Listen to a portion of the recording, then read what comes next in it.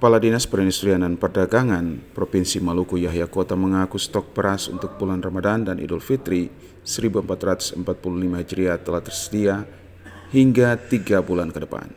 Meskipun demikian, terjadi kenaikan harga pada beras jenis medium dan premium yang melebihi harga eceran tertinggi HED saat ini.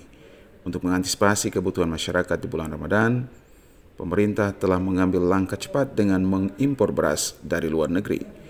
Beberapa negara yang menjadi sumber impor beras antara lain Thailand dan Vietnam.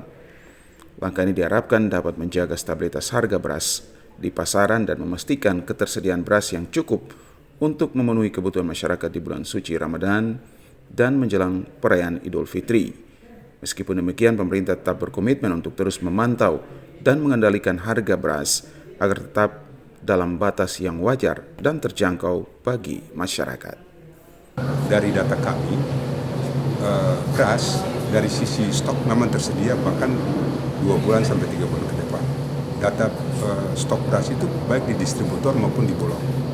Nah, cuman dari sisi harga memang harga beras itu baik premium maupun medium agak sedikit merangkak naik dari harga HED.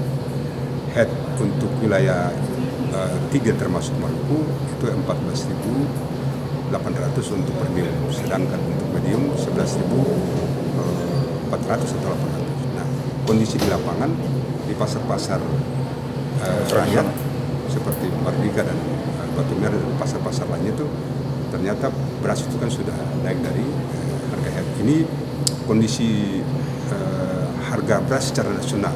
Memang ini terkait dengan musim panen dan ketersediaan stok secara nasional.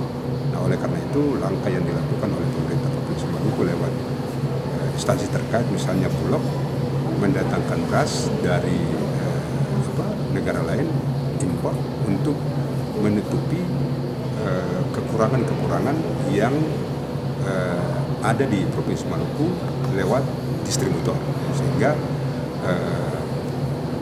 kebutuhan masyarakat Maluku akan beras itu selalu terpenuhi bila dilihat dari sisi ketersediaannya. Tim Liputan TVRI melaporkan.